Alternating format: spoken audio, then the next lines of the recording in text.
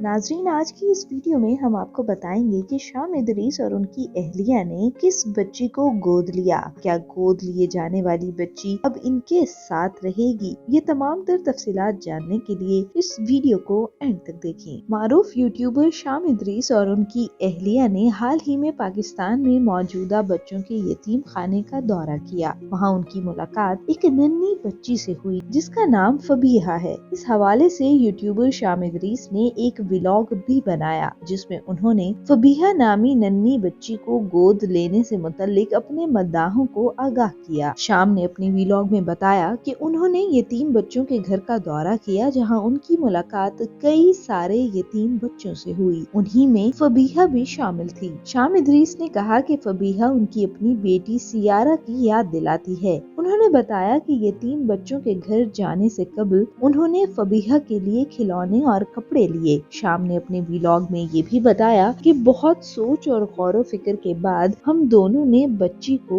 गोद लिया और यतीम खाने में मौजूद तमाम बच्चों को अपनी फैमिली का हिस्सा समझा। शाम का मजीद कहना था कि मेरे आने वाले व्लॉग्स में आप इन बच्चों को बड़ा होते देख सकेंगे और इनके बारे में मजीद जान पाएंगे। अब आपको बताते हैं कि क्या गोद लिए जाने वाली छोटी सी फबीहा शाम इदरीस के साथ रहेगी या नहीं। शाम ने बताया कि कनाडा की हुकूमत हमें इस बात की इजाजत नहीं देती कि हम पाकिस्तान से किसी यतीम बच्चों को गोद लेकर वहां जाएं, तो इसीलिए मैंने और मेरी बीवी ने फैसला किया है कि हम पाकिस्तान में ही फबीहा और दीगर बच्चों के अखराजात उठाएंगे।